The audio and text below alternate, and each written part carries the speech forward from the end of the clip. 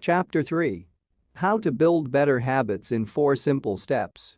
In 1898, a psychologist named Edward Thorndike conducted an experiment that would lay the foundation for our understanding of how habits form and the rules that guide our behavior. Thorndike was interested in studying the behavior of animals, and he started by working with cats. He would place each cat inside a device known as a puzzle box. The box was designed so that the cat could escape through a door by some simple act, such as pulling at a loop of cord, pressing a lever, or stepping on a platform. For example, one box contained a lever that, when pressed, would open a door on the side of the box. Once the door had been opened, the cat could dart out and run over to a bowl of food. Most cats wanted to escape as soon as they were placed inside the box. They would poke their nose into the corners, stick their paws through openings, and claw at loose objects. After a few minutes of exploration, the cats would happen to press the magical lever, the door would open, and they would escape. Thorndike tracked the behavior of each cat across many trials. In the beginning, the animals moved around the box at random. But as soon as the lever had been pressed and the door opened, the process of learning began. Gradually, each cat learned to associate the action of pressing the lever with the reward of escaping the box and getting to the food. After 20 to 30 trials, this behavior became so automatic and habitual that the cat could escape within a few seconds. For example, Thorndike noted, cat 12 took the following times to perform the act: 160 seconds, 30 seconds, 90 seconds, 60, 15, 28, 20, 30, 22, 11, 15, 20, 12, 10, 14, 10, 8, 8, 5, 10, 8, 6, 6, 7. During the first 3 trials, the cat escaped in an average of 1.5 minutes. During the last 3 trials, it escaped in an average of 6.3 seconds. With practice, each cat made fewer errors and their actions became quicker and more automatic. Rather than repeat the same mistakes, the cat began to cut straight to the solution. From his studies, Thorndike described the learning process by stating, behaviors followed by satisfying consequences tend to be repeated, and those that produce unpleasant consequences are less likely to be repeated. His work provides the perfect starting point for discussing how habits form in our own lives. It also provides answers to some fundamental questions like, what are habits?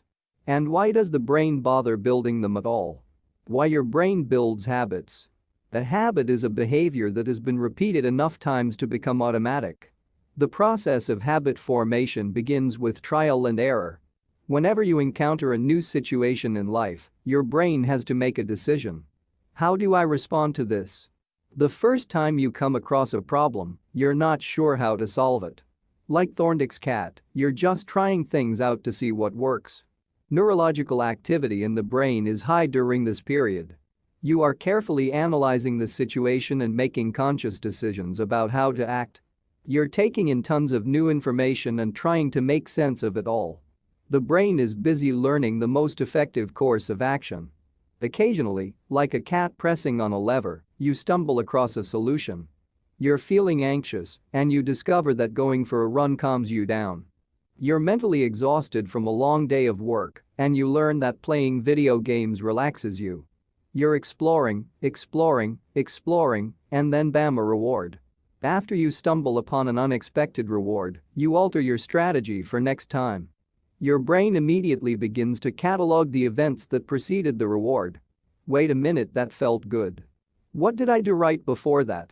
This is the feedback loop behind all human behavior. Try, fail, learn, try differently. With practice, the useless movements fade away and the useful actions get reinforced. That's a habit forming. Whenever you face a problem repeatedly, your brain begins to automate the process of solving it. Your habits are just a series of automatic solutions that solve the problems and stresses you face regularly. As behavioral scientist Jason Reha writes, habits are, simply, reliable solutions to recurring problems in our environment. As habits are created, the level of activity in the brain decreases. You learn to lock in on the cues that predict success and tune out everything else. When a similar situation arises in the future, you know exactly what to look for. There is no longer a need to analyze every angle of a situation. Your brain skips the process of trial and error and creates a mental rule. If this, then that. These cognitive scripts can be followed automatically whenever the situation is appropriate. Now, whenever you feel stressed, you get the itch to run.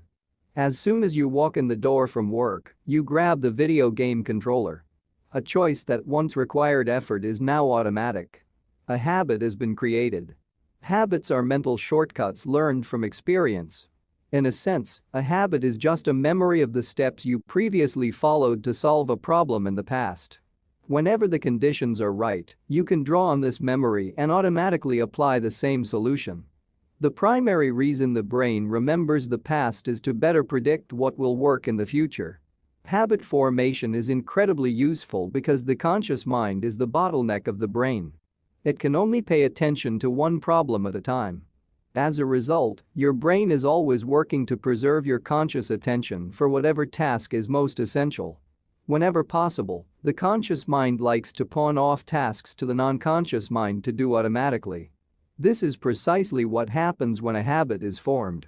Habits reduce cognitive load and free up mental capacity, so you can allocate your attention to other tasks. Despite their efficiency, some people still wonder about the benefits of habits. The argument goes like this. Will habits make my life dull? I don't want to pigeonhole myself into a lifestyle I don't enjoy. Doesn't so much routine take away the vibrancy and spontaneity of life? Hardly. Such questions set up a false dichotomy. They make you think that you have to choose between building habits and attaining freedom. In reality, the two complement each other. Habits do not restrict freedom. They create it. In fact, the people who don't have their habits handled are often the ones with the least amount of freedom. Without good financial habits, you will always be struggling for the next dollar. Without good health habits, you will always seem to be short on energy. Without good learning habits, you will always feel like you're behind the curve. If you're always being forced to make decisions about simple tasks, when should I work out, where do I go to write, when do I pay the bills, then you have less time for freedom. It's only by making the fundamentals of life easier that you can create the mental space needed for free thinking and creativity. Conversely, when you have your habits dialed in and the basics of life are handled and done, your mind is free to focus on new challenges and master the next set of problems.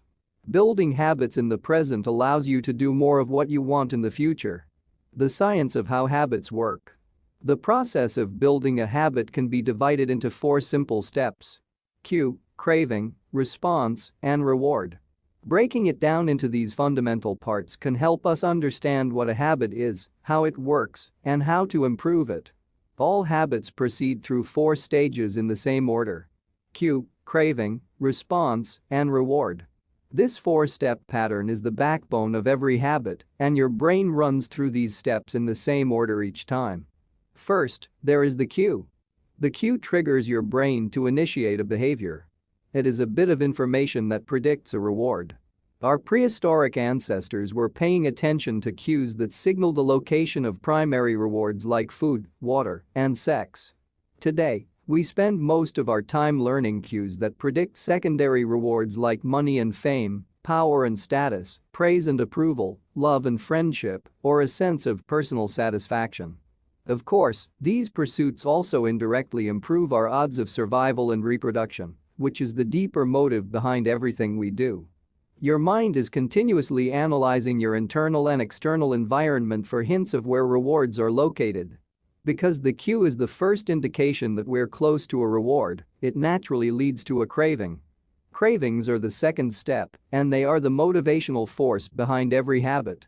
Without some level of motivation or desire, without craving a change, we have no reason to act.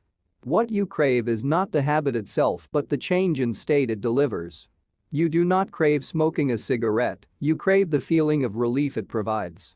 You are not motivated by brushing your teeth, but rather by the feeling of a clean mouth. You do not want to turn on the television, you want to be entertained. Every craving is linked to a desire to change your internal state. This is an important point that we will discuss in detail later. Cravings differ from person to person. In theory, any piece of information could trigger a craving, But in practice, people are not motivated by the same cues. For a gambler, the sound of slot machines can be a potent trigger that sparks an intense wave of desire. For someone who rarely gambles, the jingles and chimes of the casino are just background noise. Cues are meaningless until they are interpreted. The thoughts, feelings, and emotions of the observer are what transform a cue into a craving. The third step is the response. The response is the actual habit you perform, which can take the form of a thought or an action. Whether a response occurs depends on how motivated you are and how much friction is associated with the behavior. If a particular action requires more physical or mental effort than you are willing to expend, then you won't do it. Your response also depends on your ability. It sounds simple, but a habit can occur only if you are capable of doing it. If you want to dunk a basketball but can't jump high enough to reach the hoop, well, you're out of luck. Finally, the response delivers a reward. Rewards are the end goal of every habit. The cue is about noticing the reward. The craving is about wanting the reward. The response is about obtaining the reward. We chase rewards because they serve two purposes. 1. They satisfy us, and 2. They teach us. The first purpose of rewards is to satisfy your craving. Yes, rewards provide benefits on their own. Food and water deliver the energy you need to survive. Getting a promotion brings more money and respect. Getting in shape improves your health and your dating prospects. But the more immediate benefit is that rewards satisfy your craving to eat or to gain status or to win approval. At least for a moment, rewards deliver contentment and relief from craving. Second, rewards teach us which actions are worth remembering in the future. Your brain is a reward detector. As you go about your life, your sensory nervous system is continuously monitoring which actions satisfy your desires and deliver pleasure. Feelings of pleasure and disappointment are part of the feedback mechanism that helps your brain distinguish useful actions from useless ones. Rewards close the feedback loop and complete the habit cycle. If a behavior is insufficient in any of the four stages, it will not become a habit. Eliminate the cue and your habit will never start. Reduce the craving and you won't experience enough motivation to act. Make the behavior difficult and you won't be able to do it. And if the reward fails to satisfy your desire, then you'll have no reason to do it again in the future. Without the first three steps, a behavior will not occur. Without all four, a behavior will not be repeated. The habit loop. The four stages of habit are best described as a feedback loop. They form an endless cycle that is running every moment you are alive. This habit loop is continually scanning the environment, predicting what will happen next, trying out different responses, and learning from the results. In summary, the cue triggers a craving, which motivates a response, which provides a reward, which satisfies the craving and, ultimately, becomes associated with the cue. Together, these four steps form a neurological feedback loop: cue, craving, response, reward, cue, craving, response, reward that ultimately allows you to create automatic habits. This cycle is known as the habit loop. This four-step process is not something that happens occasionally, but rather it is an endless feedback loop that is running and active during every moment you are alive even now. The brain is continually scanning the environment, predicting what will happen next, trying out different responses, and learning from the results. The entire process is completed in a split second, and we use it again and again without realizing everything that has been packed into the previous moment. We can split these four steps into two phases: the problem phase and the solution phase. The problem phase includes the cue and the craving, and it is when you realize that something needs to change. The solution phase includes the response and the reward, and it is when you take action and achieve the change you desire. Problem phase. Cue. Craving. Solution phase. Response. Reward. All behavior is driven by the desire to solve a problem. Sometimes the problem is that you notice something good and you want to obtain it. Sometimes the problem is that you are experiencing pain and you want to relieve it. Either way, the purpose of every habit is to solve the problems you face. In the table on the following page, you can see a few examples of what this looks like in real life. Imagine walking into a dark room and flipping on the light switch. You have performed this simple habit so many times that it occurs without thinking. You proceed through all 4 stages in the fraction of a second. The urge to act strikes you without thinking. Example 1. Problem phase. Q. Your phone buzzes with a new text message. Craving. You want to learn the contents of the message. Solution phase. Response. You grab your phone and read the text. Reward. You satisfy your craving to read the message. Grabbing your phone becomes associated with your phone buzzing. Example 2. Problem phase. Q. You are answering emails. Craving. You begin to feel stressed and overwhelmed by work. You want to feel in control. Solution phase. Response. You bite your nails. Reward. You satisfy your craving to reduce stress. Biting your nails becomes associated with answering email. Example 3. Problem phase. Q. You wake up. Craving. You want to feel alert. Solution phase. Response. You drink a cup of coffee. Reward. You satisfy your craving to feel alert. Drinking coffee becomes associated with waking up. Example 4. Problem phase. Q. You smell a donut shop as you walk down the street near your office. Craving. You begin to crave a donut. Solution phase. Response. You buy a donut and eat it. Reward. You satisfy your craving to eat a donut. Buying a donut becomes associated with walking down the street near your office. Example 5. Problem phase. Q. You hit a stumbling block on a project at work. Craving. You feel stuck and want to relieve your frustration. Solution phase. Response. You pull out your phone and check social media. Reward. You satisfy your craving to feel relieved. Checking social media becomes associated with feeling stalled at work. Example 6. Problem phase. Q. You walk into a dark room. Craving. You want to be able to see. Solution phase. Response. You flip the light switch. Reward. You satisfy your craving to see. Turning on the light switch becomes associated with being in a dark room. By the time we become adults, we rarely notice the habits that are running our lives. Most of us never give a second thought to the fact that we tie the same shoe first each morning, or unplug the toaster after each use, or always change into comfortable clothes after getting home from work. After decades of mental programming, we automatically slip into these patterns of thinking and acting. The 4 laws of behavior change. In the following chapters, we will see time and again how the 4 stages of Q, craving, response, and reward influence nearly everything we do each day. But before we do that, we need to transform these 4 steps into a practical framework that we can use to design good habits and eliminate bad ones. I refer to this framework as the 4 laws of behavior change, and it provides a simple set of rules for creating good habits and breaking bad ones.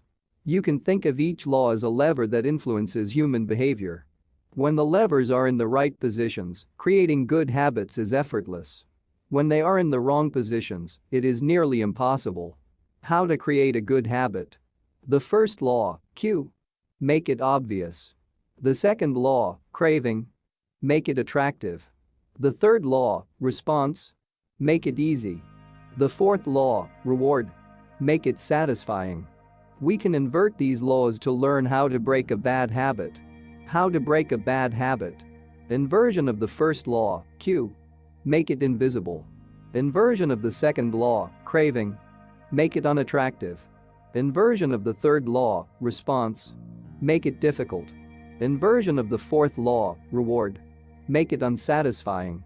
It would be irresponsible for me to claim that these 4 laws are an exhaustive framework for changing any human behavior, but I think they're close. As you will soon see, the 4 laws of behavior change apply to nearly every field, from sports to politics, art to medicine, comedy to management. These laws can be used no matter what challenge you are facing. There is no need for completely different strategies for each habit. Whenever you want to change your behavior, you can simply ask yourself, how can I make it obvious? How can I make it attractive? How can I make it easy? How can I make it satisfying? If you have ever wondered, why don't I do what I say I'm going to do? Why don't I lose the weight or stop smoking or save for retirement or start that side business? Why do I say something is important but never seem to make time for it? The answers to those questions can be found somewhere in these 4 laws. The key to creating good habits and breaking bad ones is to understand these fundamental laws and how to alter them to your specifications. Every goal is doomed to fail if it goes against the grain of human nature. Your habits are shaped by the systems in your life. In the chapters that follow, we will discuss these laws one by one and show how you can use them to create a system in which good habits emerge naturally and bad habits wither away. Chapter Summary. A habit is a behavior that has been repeated enough times to become automatic. The ultimate purpose of habits is to solve the problems of life with as little energy and effort as possible. Any habit can be broken down into a feedback loop that involves 4 steps: cue, craving, response, and reward. The 4 laws of behavior change are a simple set of rules we can use to build better habits. They are: 1. Make it obvious, 2. Make it attractive, 3. Make it easy, and 4. Make it satisfying.